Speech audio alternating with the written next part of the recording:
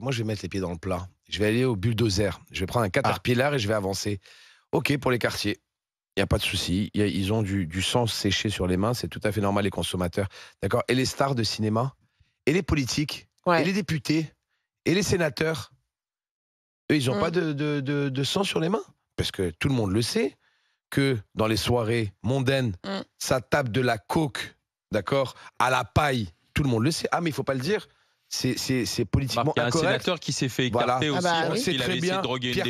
Pierre Palmade, je pense pas que c'est parce qu'il n'était pas au jus d'ananas qui s'est passé ce qui s'est passé.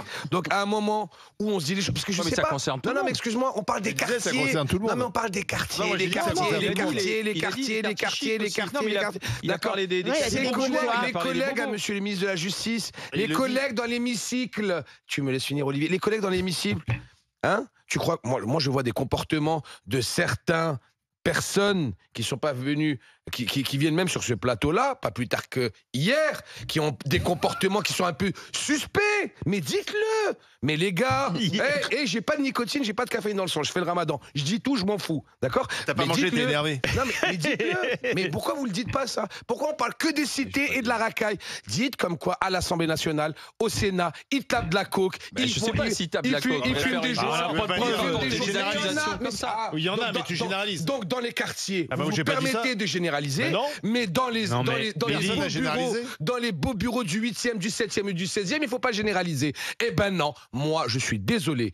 Il y a la drogue est partout. Peu importe les couches sociales, peu importe les classes sociales, la drogue est partout. Et s'il faut pénaliser, il faut pénaliser de tout en bas jusqu'à tout en haut. Voilà, je suis désolé. Écoute, Didier, moi, un joint, je sais pas quel goût ça a. Voilà. Donc après, je sais pas quel goût ça a un joint. Voilà. Donc je peux parler. Moi, contrairement à vous, je sens pas l'odeur du cannabis tous les jours.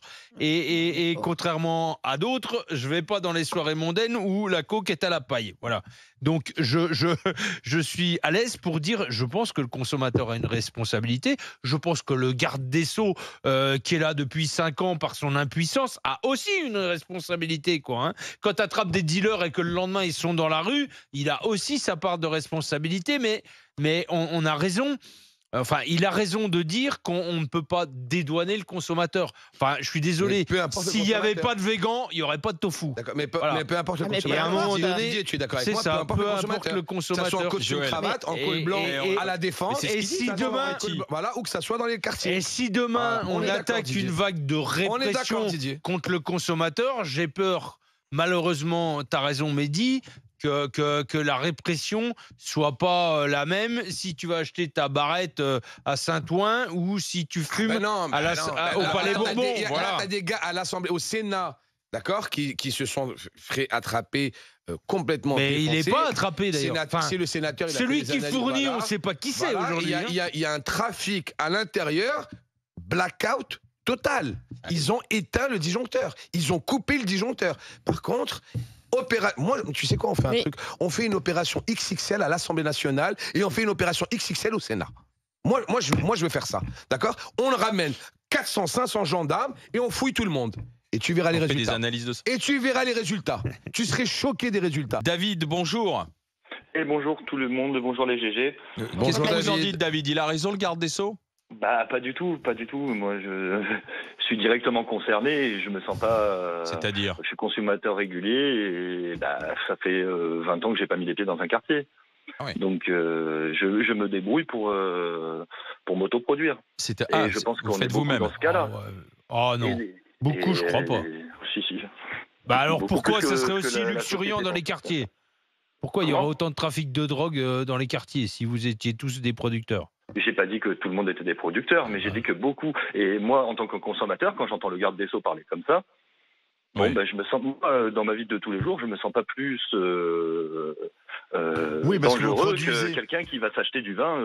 Oui, non, mais David, parce que vous produisez vous-même, effectivement, votre production. Mais ça représente pas grand-chose sur la consommation de cannabis en France. Mais ce que je voulais essayer d'expliquer, c'est que c'est peut-être une solution aussi pour l'avenir, quoi.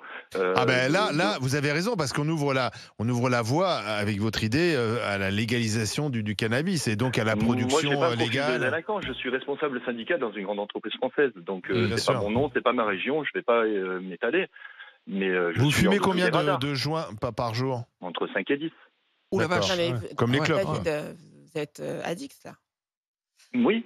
Ouais, mais en tout cas, j'ai pas de problème, moi, dans ma vie me active de tous les jours, et au même titre que quelqu'un, que monsieur Olivier, qui est un grand fan de vin, et qui nous explique tous les jours que le vin n'est pas de l'alcool. Donc, oui, mais c'est interdit. Alors attendez, j'ai jamais dit que le vin n'était pas de l'alcool. J'ai dit que... Vous défendez beaucoup le vin par rapport aux autres alcools, alors que c'est un alcool comme un autre. Et oui, mais c'est légal. Si je veux me boire ma bouteille de vin sur le parking du supermarché, je le fais. C'est vrai. David, moi je voudrais savoir pourquoi vous fumez 5 à 10 joints par jour aujourd'hui? C'est presque une habitude. Et ça vous fait quoi? Ça me perturbe pas dans mon quotidien. Mais ça vous fait quoi? Je relativise, je suis un peu moins anxieux, voilà. D'accord. Mais après, je plane pas. Regardez, on a une conversation normale. Oui, bien sûr. Est-ce que vous pourriez donc dans une entreprise où je suis avec vous conduisez les responsables, j'ai de la route à faire, oui. Ça, c'est dans l'illégalité, ça. Oui, mais David, c'est illégal, mais après, je ne suis pas. Je prends ma responsabilité personnelle. Vous nous expliquez que 10 joints par jour, ça fait rien. Mais moi, j'ai quand même un doute, David. Quand vous prenez le volant, avec votre analyse. Prenez le volant, vous mettez la responsabilité des autres en jeu aussi. Celui qui dites, bien sûr, mais on n'a pas d'analyse parce qu'on n'a pas le recul en France sur ça. Donc on peut en parler pendant des heures. Si vous prenez des analyses canadiennes, vous verrez, ils ont le recul parce qu'ils savent le faire. Nous, en France, on ne le fait pas. On ne sait pas. David, est-ce que vous considérez que ceux qui ne font pas comme vous, donc c'est-à-dire qu'ils vont acheter leur drogue, leur shit en quartier ou ailleurs d'ailleurs, participent au trafic de drogue et ont du sang? Moi, si j'ai fait ce choix-là, c'est pour sortir de ces réseaux et ne pas les alimenter. Ouais. Oui. Pardon, mais David, il pose une question. Pardon, mais c'est un sujet tabou en France. C'est-à-dire qu'on ne parle jamais de la légalisation du cannabis. Enfin, en tout cas, les autorités n'en parlent jamais. Mais si, pardon, mais Emmanuel Macron... le consommateur, mais bon... La démonstration de force d'hier, Macron n'en parle jamais. Il a choisi la répression.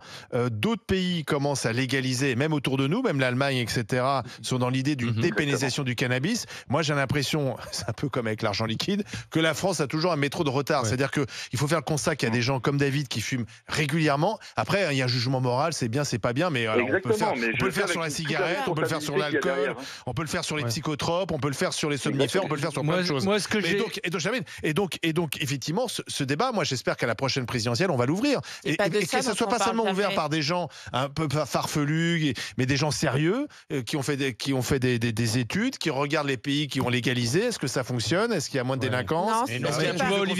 Moi, ce qui me gêne, dans le discours de David, ce qui me gêne, c'est que c'est toujours la drogue des autres qui est dangereuse, c'est jamais la tienne, quoi. C'est toujours l'addiction des autres qui est dangereux pour la société. Vous ne la connaissez pas, Didier. Moi, je crois que on est quand même un peu tous dans cette attitude-là. Moi, le premier. C'est toujours la drogue des autres qui est dangereuse et pas la sienne. David,